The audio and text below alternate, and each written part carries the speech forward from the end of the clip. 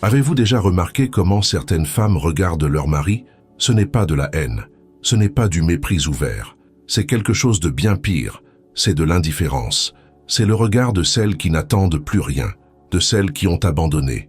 Et le plus effrayant, c'est que la plupart du temps, ces hommes n'ont aucune idée de ce qui s'est passé.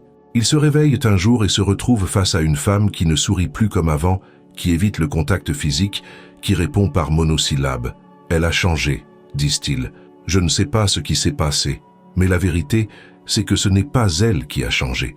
C'est elle qui a finalement cessé de faire semblant que tout allait bien. Freud a passé des années à écouter les femmes dans son cabinet et ce qu'il a découvert est troublant. L'amour féminin, lorsqu'il meurt dans un mariage, meurt rarement à cause d'une trahison ou d'un abandon évident. Il meurt à cause de quelque chose de beaucoup plus subtil et de beaucoup plus cruel, à cause des 1000 petits meurtres quotidiens que le mari lui-même commet sans s'en rendre compte. Ce sont des gestes qui semblent inoffensifs, des mots qui semblent même affectueux, des attitudes qu'il jure être protectrices, mais qui en réalité rongent l'âme de la femme comme de l'acide, jusqu'au jour où elle se réveille et se rend compte qu'elle ne ressent plus rien. Que cet homme, qui un jour la faisait se sentir vivante, la fait maintenant se sentir morte à l'intérieur. Et vous pensez peut-être, mais je n'ai jamais agressé ma femme, je ne l'ai jamais trompée, j'ai toujours travaillé pour subvenir aux besoins de ma famille. C'est peut-être vrai, mais Freud nous a appris que les blessures les plus graves ne sont pas celles qui laissent des marques visibles. Ce sont celles qui se produisent dans le territoire invisible de l'âme, où chaque mot non dit, chaque geste de mépris déguisé en attention, chaque moment où elle s'est sentie petite devant vous, s'accumule jusqu'à former une blessure qui ne guérit plus. Aujourd'hui, nous allons parler de ces petites morts quotidiennes, des schémas masculins qui transforment les épouses en étrangères, et de la façon dont, souvent, lorsqu'un homme perd l'amour d'une femme, il l'a en réalité perdu bien avant. Il a perdu la capacité de la voir telle qu'elle est réellement, et non telle qu'il a besoin qu'elle soit. Ce qui impressionnait le plus Freud dans ses consultations, ce n'étaient pas les grandes tragédies que les femmes racontaient, mais les petits détails qu'elles mentionnaient presque sans y prêter attention. « Il décide toujours à ma place », disait l'une. « Il m'explique les choses comme si j'étais une enfant », rapportait une autre. « Il ne me demande jamais ce que je pense.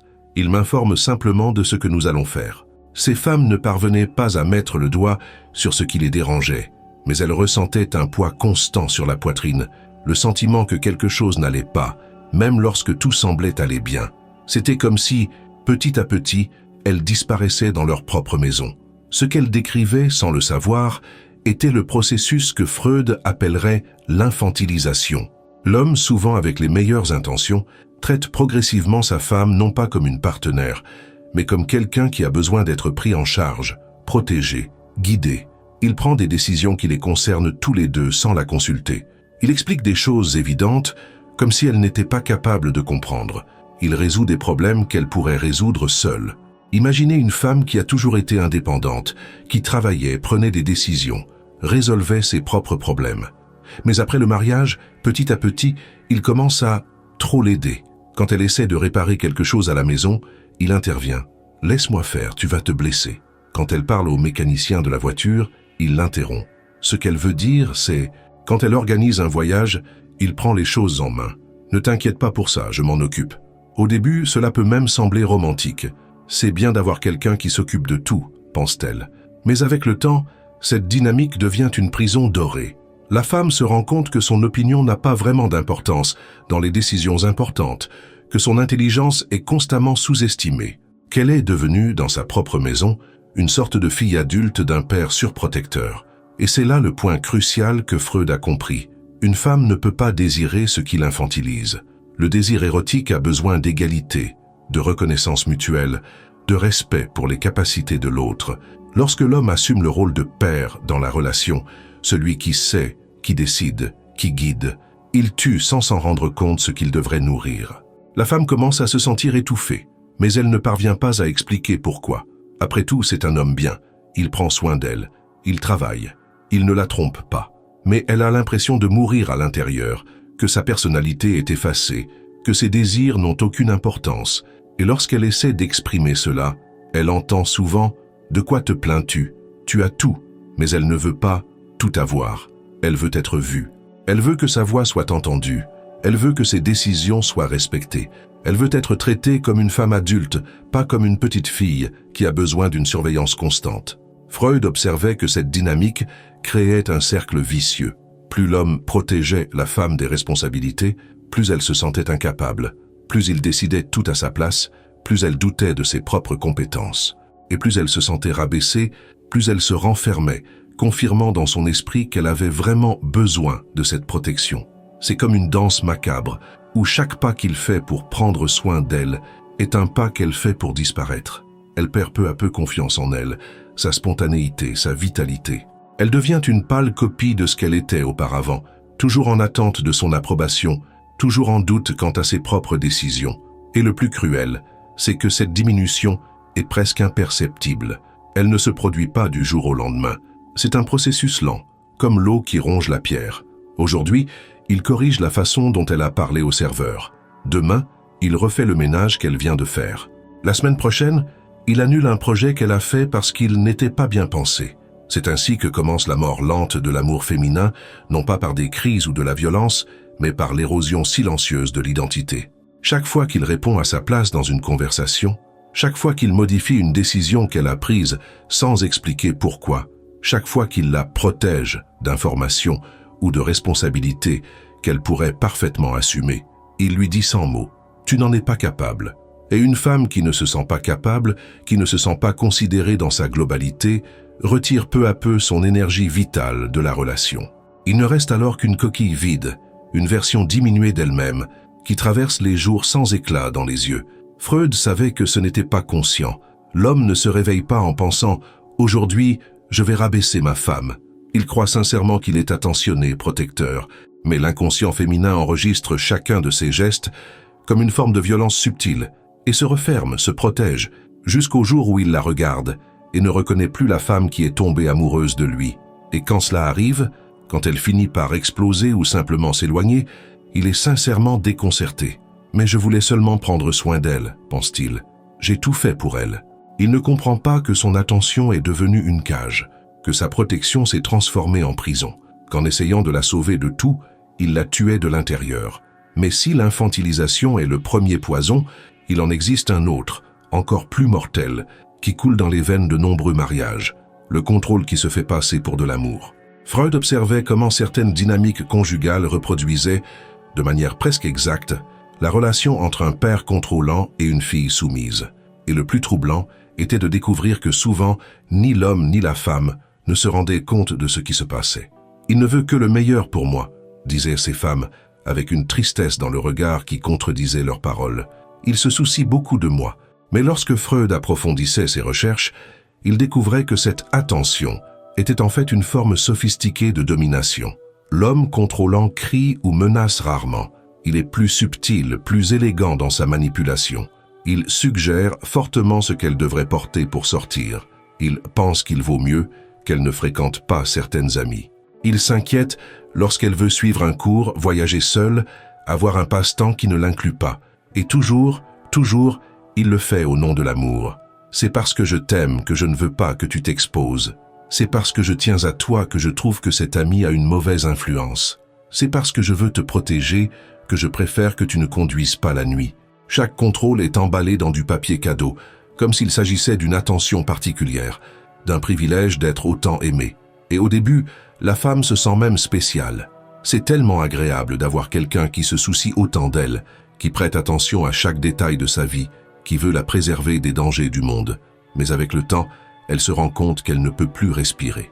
Que chaque décision doit être approuvée, chaque mouvement doit être justifié, chaque désir doit passer par son filtre. Freud comprenait que ce schéma ne venait pas de nulle part. Souvent, ces hommes avaient été élevés par des mères surprotectrices ou des pères autoritaires et reproduisaient inconsciemment ce qu'ils avaient vécu. Pour eux, contrôler était une façon de montrer leur amour. Après tout, c'était ainsi qu'ils avaient appris à montrer leur attention. Mais ce qu'ils ne voyaient pas, c'était à quel point cela détruisait la vitalité de la femme qu'ils prétendaient aimer. Imaginez une femme qui était auparavant spontanée, qui sortait avec ses amis sans prévenir, qui décidait sur un coup de tête de partir en week-end, qui achetait un vêtement parce qu'il lui plaisait. Après des années passées dans cette dynamique, elle s'arrête avant chaque action et se demande « Est-ce qu'il va approuver ? Est-ce qu'il va s'inquiéter ?» Est-ce que cela va poser problème? Elle commence à sonder son humeur avant d'exprimer un souhait. Elle apprend à lire les signes. Quand il fronce les sourcils d'une certaine manière, quand le ton de sa voix change légèrement, quand le silence s'éternise plus que d'habitude. Elle devient experte dans l'art d'anticiper ses réactions, d'éviter tout ce qui pourrait susciter son inquiétude. La femme contrôlée perd peu à peu le contact avec elle-même. Elle cesse de savoir ce qu'elle veut vraiment, car depuis trop longtemps, ses désirs sont filtrés par ce qui l'approuve ou désapprouve. Elle perd sa spontanéité, sa légèreté, sa curiosité.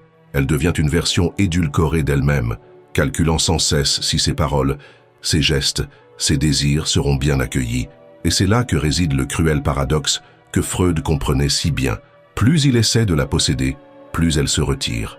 Plus il essaie de la modeler à son goût, plus elle perd ce qui l'attirait au début. Son authenticité, sa force intérieure, sa personnalité unique. La femme contrôlée développe ce que Freud appellerait une fausse personnalité, un masque qu'elle utilise pour maintenir la paix, éviter les conflits, être la femme qu'il veut qu'elle soit. Mais sous ce masque, sa véritable essence se meurt d'étouffement. Elle apprend à sourire quand elle n'est pas heureuse, à être d'accord quand elle n'est pas d'accord, à faire des projets qui ne l'intéressent pas, à fréquenter des endroits qu'elle n'aime pas, à parler à des gens qui l'approuvent, même si elle ne ressent aucune affinité. Elle devient une actrice de sa propre vie, jouant le rôle de l'épouse idéale, tandis que son âme véritable se fane dans l'oubli. Et le plus tragique, c'est que ce processus se déroule au nom de l'amour. « Je fais cela parce que je t'aime », dit-il lorsqu'il lui demande où elle était. « C'est parce que tu es importante pour moi », justifie-t-il lorsqu'il surveille ses conversations. « C'est pour te protéger », explique-t-il lorsqu'il limite ses mouvements. Et elle, voulant croire que c'est de l'amour, cède du terrain, abandonne des morceaux d'elle-même. Mais le corps féminin, cette sagesse ancestrale que Freud respectait tant, ne se laisse pas tromper. Il enregistre chaque intrusion, chaque limitation, chaque moment où son autonomie a été bafouée. Et même lorsque l'esprit tente encore de rationaliser, il veut seulement me protéger, le corps se referme déjà sur lui-même, se renferme, perd tout désir. Et quand elle finit par exploser, quand elle crie, quand elle se rebelle, quand elle dit « ça suffit », il ne comprend pas. « Mais je fais tout pour toi », dit-il, sincèrement perplexe. « Je veux juste te protéger. » Il ne voit pas que sa protection était en fait une prison, que son amour était devenu une forme d'étouffement. Freud savait que le véritable amour ne cherche pas à contrôler, mais à libérer. Il ne cherche pas à rabaisser l'autre, mais à l'aider à grandir. Il ne veut pas posséder, mais partager. Et lorsqu'un homme confond contrôle et attention, il creuse la tombe de l'amour de la femme qu'il jure de protéger. La tragédie, c'est que lorsqu'elle finit par s'éloigner, il ne comprend vraiment pas ce qu'il a fait de mal. Après tout, il ne l'a jamais agressée, jamais trompée, jamais abandonnée. Il l'a simplement aimée de la seule manière qu'il connaissait, en essayant de modeler le monde autour d'elle pour qu'elle soit en sécurité. Mais la sécurité sans liberté n'est pas de l'amour, c'est de l'emprisonnement. Et aucune femme ne peut vraiment aimer ce qui l'emprisonne, aussi doré que soit la cage. Ce qui est peut-être encore plus dévastateur que le contrôle déguisé, c'est son pendant silencieux, l'absence émotionnelle. Freud a découvert quelque chose de troublant lors de ces séances. Beaucoup de femmes étaient incapables de nommer exactement ce qui manquait dans leur mariage. Elles disaient que leur mari était de bons hommes, qu'ils n'avaient jamais rien fait de mal, mais il y avait quelque chose qui les rongeait de l'intérieur, une faim qu'elles ne pouvaient assouvir. C'était comme si elles vivaient aux côtés de fantômes, des hommes physiquement présents, mais émotionnellement absents, des corps qui occupèrent de l'espace dans la maison, mais des âmes qui semblaient toujours être ailleurs. Et cela, comprit Freud, était l'une des formes les plus cruelles de solitude, être accompagné et pourtant complètement seul. L'homme émotionnellement absent n'est pas nécessairement froid ou cruel. Souvent, il est même affectueux à sa manière. Il travaille, il subvient aux besoins de sa famille, il est physiquement présent au repas, il dort à ses côtés chaque nuit. Mais lorsqu'elle essaie de vraiment le rejoindre, lorsqu'elle cherche une véritable connexion, c'est comme s'il y avait une vitre invisible entre eux. Elle lui raconte sa journée et il répond par monosyllabes, les yeux rivés sur son téléphone portable. Elle lui fait part d'une préoccupation et il lui propose des solutions pratiques sans comprendre qu'elle voulait simplement être écoutée. Elle exprime un sentiment et il change de sujet, mal à l'aise avec l'intimité émotionnelle. Elle essaie d'aborder des sujets plus profonds, peur, rêve, réflexion, et se heurte à un mur de silence ou à des réponses superficielles. Freud comprenait que beaucoup d'hommes avaient été élevés pour réprimer leurs propres émotions. Les hommes ne pleurent pas, les hommes ne se plaignent pas, les hommes résolvent les problèmes. Et en réprimant leur propre vie intérieure, ils sont devenus incapables d'accéder à la vie intérieure de la femme qu'ils ont choisie pour partager leur vie. Mais ce qu'ils ne comprennent pas, c'est qu'une femme a besoin d'être considérée dans sa globalité, pas seulement dans son rôle d'épouse, de mère ou de soignante, mais comme un être humain complexe, avec des couches, des nuances, des contradictions. Elle a besoin de sentir que sa vie intérieure compte, que ses pensées sont intéressantes, que ses émotions sont valables. L'absence émotionnelle ne consiste pas seulement à ne pas parler de ses sentiments, c'est ne pas lui demander comment elle se sent. C'est ne pas remarquer quand elle est triste, anxieuse ou euphorique. C'est ne pas manifester de curiosité sincère pour ses pensées, ses peurs, ses rêves. C'est la traiter comme une fonction, l'épouse, la mère, la femme au foyer, et non comme une personne. Imaginez une femme essayant de partager avec son mari une réflexion qu'elle a eue pendant la journée, quelque chose qui l'a profondément touchée, une perception de la vie, une question existentielle. Et il répond « Ah, d'accord » ou « Tu penses trop ». Ce n'est pas de la méchanceté, c'est simplement l'incapacité de comprendre qu'elle a besoin de beaucoup plus que cela. Cette femme commence à se sentir comme une étrangère dans sa propre maison. Elle se rend compte qu'elle peut tout partager avec lui, le lit, les repas, les responsabilités, sauf ce qu'elle est vraiment. Son essence, ses pensées les plus intimes, ses réflexions les plus profondes, se heurtent à un désert de l'autre côté, et c'est là que réside un cruel paradoxe observé par Freud. Plus elle essaie de se connecter et trouve le vide, plus elle se replie sur elle-même. Elle cesse d'essayer, elle cesse de partager, elle cesse de rechercher l'intimité émotionnelle. Et lui, remarquant cet éloignement, conclut que les femmes sont compliquées ou elle est bizarre ces derniers temps, sans comprendre que c'est lui qui a créé ce désert entre eux. La femme émotionnellement négligée développe une forme particulière de solitude. Elle apprend à vivre une vie intérieure riche et intense, mais complètement privée. Elle cultive ses pensées, ses réflexions, ses émotions comme un jardin secret, car elle a appris qu'il n'y a pas de place pour tout cela dans la relation. Elle peut être à ses côtés en train de regarder la télévision, mais mentalement, elle est ailleurs, en train de digérer sa journée, de réfléchir à la vie, de rêver à des possibilités. Elle peut être en train de dîner avec lui, mais son esprit navigue sur des océans de pensées qu'elle sait ne pas pouvoir partager, car elle ne serait pas comprise. Et le plus tragique, c'est que cette division ne résulte pas d'une méchanceté ou d'un désintérêt délibéré. Souvent, l'homme ne sait vraiment pas comment accéder à cet univers émotionnel.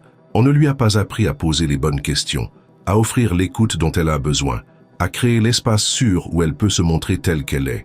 Mais le résultat est dévastateur. La femme se sent de plus en plus invisible, non pas dans son rôle fonctionnel qu'il perçoit parfaitement, mais dans son essence humaine. Elle a l'impression qu'elle pourrait disparaître émotionnellement sans qu'il s'en aperçoive, tant que les repas continuent d'être préparés, que la maison reste en ordre et que les obligations continuent d'être remplies. C'est ainsi qu'est née une forme particulière de désespoir, le désespoir d'être aux côtés de quelqu'un qui ne la voit pas vraiment, qui ne la connaît pas en profondeur, qui vit avec elle depuis des années, mais n'a aucune idée de qui elle est vraiment à l'intérieur. Et lorsque ce désespoir s'installe, l'amour ne peut survivre, car l'amour sans reconnaissance mutuelle n'est qu'une commodité déguisée. Mais peut-être que rien n'est aussi mortel pour l'amour féminin que ce qui se passe lorsqu'elle trouve enfin le courage de nommer sa douleur. Lorsqu'après avoir ravalé son malaise pendant des années, elle essaie enfin de communiquer ce qu'elle ressent. C'est à ce moment-là que de nombreuses relations révèlent leur visage le plus cruel, l'invalidation systématique de l'expérience émotionnelle féminine. Freud observait comment les femmes venaient dans son cabinet, non seulement pour souffrir des problèmes eux-mêmes, mais aussi pour le sentiment de devenir folles, parce que leurs sentiments étaient constamment remis en question, minimisés ou ridiculisés. Elles commençaient à douter de leur propre perception de la réalité. « Tu exagères », dit-il lorsqu'elle tente d'expliquer à quel point elle se sent étouffée. « Tu dramatises », répond-il lorsqu'elle exprime sa solitude. « Tu inventes des problèmes là où il n'y en a pas », déclare-t-il lorsqu'elle tente de partager ses angoisses. Et la phrase la plus dévastatrice de toutes, « Tu deviens folle ». Chacune de ces réponses est comme un coup de poignard dans le cœur de la féminité, car ce qu'il dit entre les lignes, c'est que ses sentiments n'ont pas d'importance, que sa perception n'est pas fiable, que son expérience intérieure n'est pas valable. Sans s'en rendre compte, il efface sa réalité émotionnelle. Et voici peut-être le point le plus important de toute cette vidéo. Si vous êtes un homme et que vous vous êtes reconnu dans quelque chose qui a été dit jusqu'à présent, il est encore temps de changer. Il est encore possible d'apprendre à écouter, à valider, à être vraiment présent. Si ce contenu vous a touché d'une manière ou d'une autre, abonnez-vous à la chaîne et activez la cloche, car nous allons continuer à explorer ces dynamiques qui peuvent transformer les relations. Le changement commence par la prise de conscience, et la prise de conscience commence lorsque vous cessez de vous défendre et commencez à vraiment écouter, car l'invalidation émotionnelle est l'une des formes les plus subtiles de violence psychologique qui existent. Elle ne laisse pas de traces visibles, elle ne peut être photographiée ou documentée, mais elle ronge l'estime de soi et la santé mentale de manière dévastatrice. La femme dont les sentiments sont constamment invalidés commence à douter d'elle-même, de manière profonde et dangereuse. Elle commence à se demander: est-ce que j'exagère vraiment? Est-ce que le problème vient de moi? Suis-je trop sensible, trop compliquée, trop exigeante? Et ainsi, petit à petit, elle perd confiance en sa propre perception, en sa propre voix intérieure, en sa propre santé mentale. Freud appelait cela le gaslighting psychologique, une forme de manipulation où la réalité de la personne est constamment remise en question jusqu'à ce qu'elle perde sa capacité à se faire confiance. Et lorsqu'une femme perd cette confiance, elle perd également sa capacité à se battre pour elle-même, à défendre ses besoins, à revendiquer sa place. L'homme qui invalide les sentiments de sa femme peut même croire qu'il est rationnel, qu'il l'aide à ne pas se laisser emporter par ses émotions. Mais ce qu'il fait, c'est détruire le pont qui les relie. Car lorsqu'une femme ne peut pas exprimer ses vrais sentiments sans être jugée ou minimisée, elle cesse tout simplement de les exprimer. Elle apprend à sourire quand elle est triste, à être d'accord quand elle n'est pas d'accord, à faire semblant que tout va bien alors que tout s'écroule. Elle développe un masque si parfait que parfois, elle-même ne sait plus où finit le masque et où commence son vrai visage. Et le plus cruel, c'est que cette invalidation s'accompagne souvent d'un renversement pervers. « Pourquoi tu ne me dis pas les choses ?» demande-t-il, alors qu'elle s'est déjà complètement fermée. « Tu ne me parles plus ?» se plaint-il, sans se rendre compte que c'est lui qui a rendu la conversation impossible, en disqualifiant systématiquement tout ce qu'elle essayait de partager. La femme invalidée vit un dilemme impossible. Si elle s'exprime, elle est disqualifiée. Si elle se tait, elle est accusée de ne pas communiquer. Si elle insiste sur ses sentiments, elle est traitée d'entêtée. Si elle cède, elle est rendue invisible. Il n'y a pas d'issue qui ne soit douloureuse. Freud comprenait que cette dynamique créait une blessure profonde dans la psyché féminine. La blessure de ne pas pouvoir exister authentiquement au sein de sa propre relation. Et lorsque cette blessure se forme, elle contamine tout. La femme commence à s'éloigner non seulement émotionnellement, mais aussi physiquement. Elle évite les conversations profondes, évite les conflits, évite l'intimité, car elle a appris qu'exprimer véritablement ses sentiments est un terrain dangereux. Et quand elle finit par exploser, quand toute cette pression accumulée trouve enfin un exutoire, il est sincèrement perplexe. Où est-ce que ça a commencé? Pourquoi tu ne m'as rien dit avant? Il ne voit pas qu'elle a essayé de le dire des milliers de fois, mais que chaque tentative a été avortée par l'invalidation jusqu'à ce qu'elle renonce à essayer. Ce que Freud a découvert dans ses recherches approfondies sur la psyché humaine a révolutionné notre compréhension des relations. Nous ne choisissons pas seulement nos partenaires par amour, nous les choisissons aussi pour reproduire inconsciemment des dynamiques familiales non résolues. Et lorsque cela se produit dans le mariage, le résultat peut être dévastateur. Pour beaucoup de femmes, les schémas destructeurs qu'elles vivent avec leur mari ne sont pas nouveaux. Ce sont les échos douloureux d'une enfance où elles ont également été infantilisées, contrôlées, invalidées ou négligées émotionnellement. Le mari, sans le savoir, endosse le rôle du père absent, du père contrôlant, du père qui ne les a jamais vraiment vus. C'est là que les choses deviennent plus complexes et plus douloureuses, car il ne s'agit pas seulement d'une relation conjugale qui ne fonctionne pas, il s'agit d'une vieille blessure qui est constamment rouverte, d'un traumatisme qui est revécu quotidiennement au sein même du foyer. Imaginez une femme qui a grandi avec un père émotionnellement indisponible, qui n'a jamais montré d'intérêt sincère pour ses pensées ou ses sentiments, qui la traitait comme un objet décoratif de la maison. À l'âge adulte, elle épouse un homme qui, en apparence, est différent de son père, mais peu à peu il reproduit les mêmes schémas, la même indifférence émotionnelle, la même incapacité à la voir comme une personne, le même désintérêt pour sa vie intérieure. Pour l'inconscient féminin, c'est comme si elle n'avait jamais quitté la maison paternelle. C'est comme si elle était éternellement prisonnière de sa position de fille invisible, inaudible, incomprise. Et cela active une douleur primitive, une douleur qui remonte à l'enfance et qui se mêle désormais à la douleur du présent. Ou pensez à une femme qui a été élevée par un père contrôlant, qui surveillait chacun de ses mouvements, qui décidait tout pour elle, pour son propre bien. Lorsqu'elle se marie, elle croit qu'elle sera enfin libre. Mais son mari, progressivement, assume le même rôle contrôlant, sachant toujours ce qui est mieux pour elle, remettant toujours en question ses décisions, la protégeant toujours de sa propre autonomie. Pour cette femme, il ne s'agit pas seulement d'un mari contrôlant, il s'agit de revivre à l'âge adulte le sentiment de ne pas avoir droit à sa propre vie. C'est comme si elle n'avait jamais réussi à échapper à son enfance, comme si elle était condamnée à toujours être la fille qui a besoin d'une permission pour exister. Freud appelait cela la compulsion de répétition, la tendance inconsciente à recréer des situations traumatisantes dans l'espoir, cette fois-ci, de les résoudre. Mais ce qui se passe, dans la plupart des cas, c'est que la situation se répète, causant encore plus de douleur. La femme qui vit cette répétition développe une forme spécifique de désespoir. Ce n'est pas seulement la frustration liée à la relation actuelle, c'est le désespoir de réaliser qu'elle est prisonnière d'un schéma qui semble sans fin. C'est comme si toute sa vie était une version prolongée de la même dynamique douloureuse qu'elle a vécue dans son enfance. Et voici le plus cruel, souvent elle se reproche cette répétition. « Pourquoi est-ce que je choisis toujours des hommes comme ça ?» se demande-t-elle. « Pourquoi est-ce que je me retrouve toujours dans la même situation ?» Elle ne comprend pas que ses choix ne sont pas conscients, mais motivés par des forces inconscientes qui cherchent à résoudre d'anciennes blessures par la répétition. Mais il y a quelque chose d'encore plus douloureux dans cette dynamique.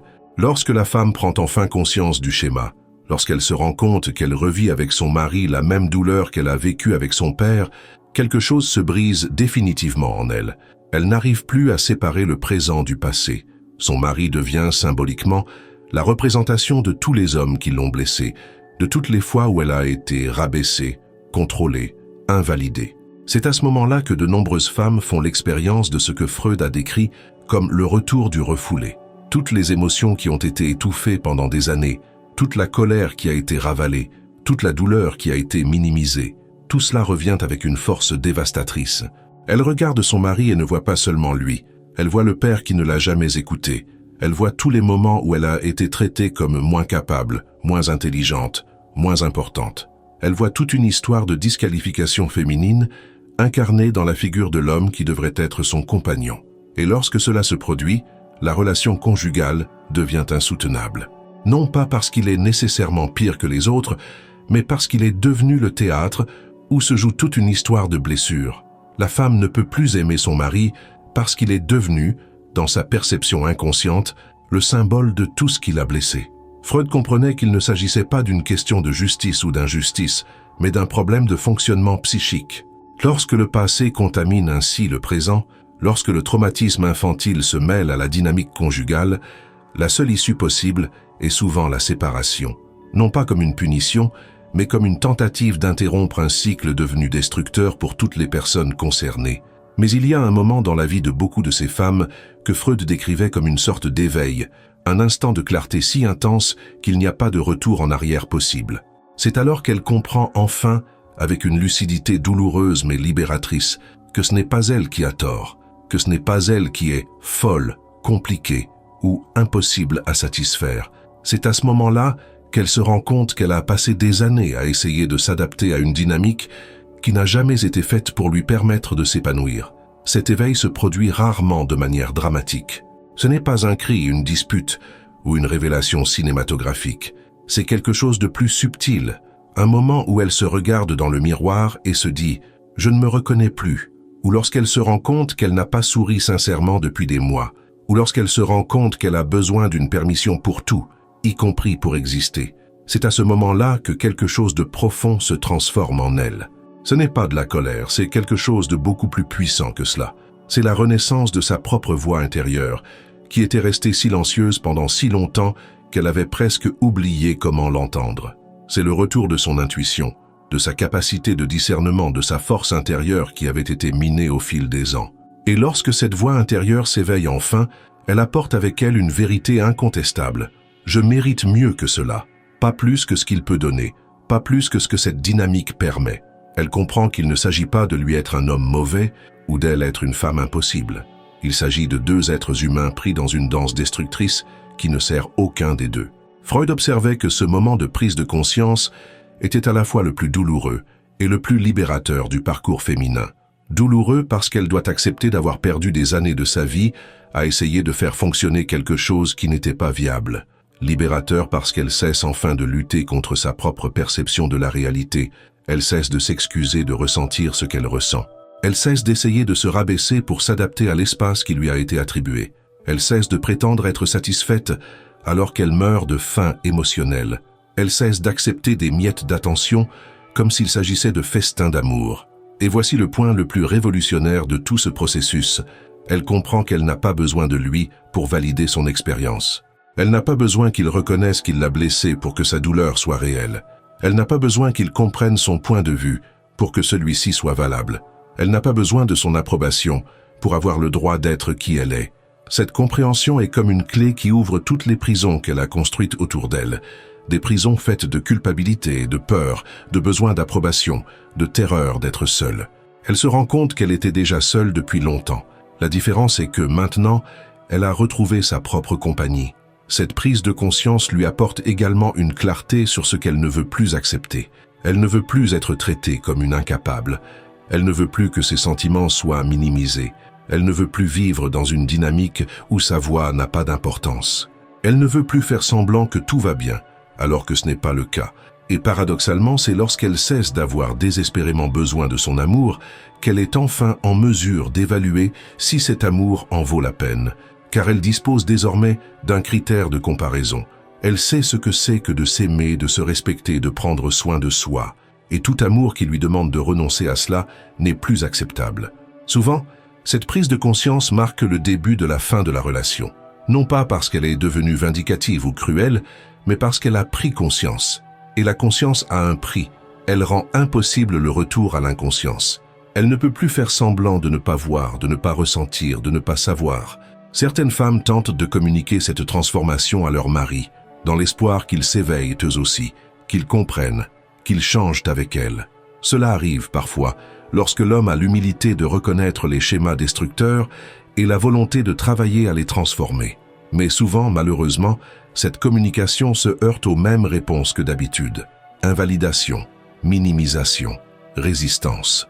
Et c'est là qu'elle comprend la dernière et la plus importante vérité. Elle ne peut réveiller personne qui ne veut pas se réveiller. Elle ne peut forcer personne à la voir si cette personne choisit de garder les yeux fermés. Elle ne peut sauver une relation toute seule, même si elle a essayé pendant des années. C'est à ce moment-là que de nombreuses femmes prennent la décision la plus difficile et la plus courageuse de leur vie, se choisir elles-mêmes. Non pas contre leur mari, non par vengeance, non par égoïsme, mais par amour-propre, par préservation psychique, par droit à leur propre existence. Le parcours d'une femme qui se libère enfin de ces dynamiques destructrices ne s'achève pas avec la séparation ou la fin de la relation. En fait, c'est là qu'il commence vraiment.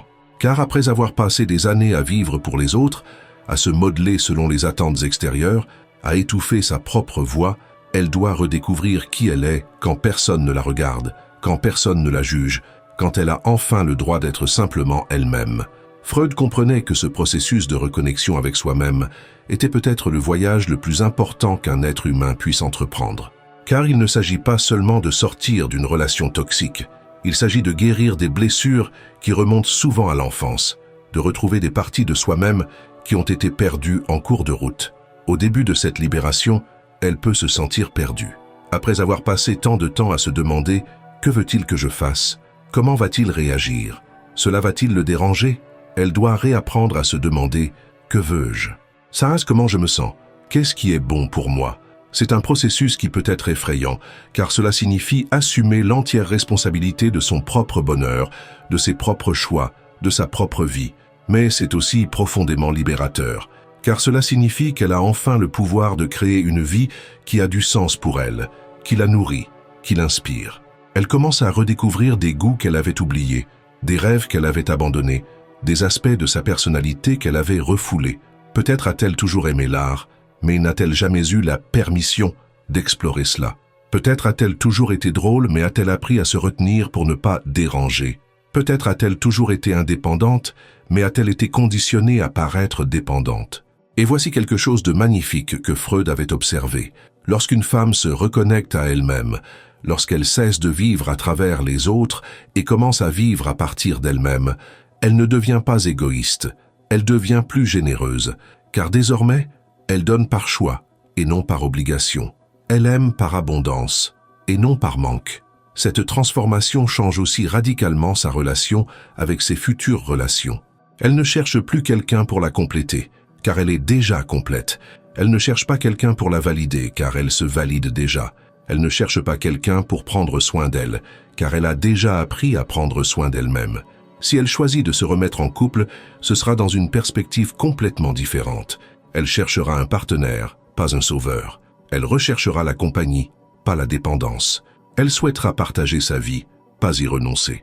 Et peut-être plus importante encore, elle ne permettra plus jamais à quiconque de la traiter comme si elle était moins capable, moins intelligente, moins importante qu'elle ne l'est. Car désormais, elle connaît sa valeur, elle connaît sa force, elle reconnaît sa sagesse. Et toute personne qui entrera dans sa vie devra honorer cette vérité, sinon elle n'aura pas sa place dans celle-ci. À ceux qui se sont reconnus dans ce récit, qui ont vu leur propre schéma se refléter dans ces mots, sachez qu'il n'est pas trop tard. La prise de conscience est le premier pas vers la transformation. Reconnaître ces schémas ne signifie pas que vous êtes de mauvaises personnes, mais que vous êtes capable d'évoluer. Apprenez à demander plutôt qu'à supposer. Apprenez à écouter plutôt qu'à invalider. Apprenez à soutenir plutôt qu'à contrôler. Apprenez à voir vos partenaires comme des êtres humains à part entière et non comme des extensions de vous-même. Apprenez que le véritable amour ne diminue pas, il grandit. Et pour vous, les femmes, qui vous êtes reconnues dans ces mots, qui avez ressenti la douleur d'être nommées, qui avez reconnu votre propre parcours dans ces réflexions, sachez que vous n'êtes pas seule, que vous n'êtes pas folle, que vous n'avez pas tort de vouloir plus, de mériter plus, d'être plus. Votre vie n'a pas besoin d'être une répétition constante de dynamiques qui vous diminuent. Vous avez le droit d'être vu, entendu, respecté, aimé dans votre intégralité. Vous avez le droit d'occuper de l'espace, d'exprimer vos opinions, de poursuivre vos rêves, d'être qui vous êtes vraiment. Et si cela signifie laisser derrière vous des relations qui n'honorent pas cette vérité, qu'il en soit ainsi. Car une vie vécue dans l'authenticité, même solitaire, est infiniment plus riche qu'une vie vécue dans l'ombre d'une autre personne. Racontez-nous dans les commentaires, à quel moment avez-vous réalisé que vous deviez retrouver votre propre voix?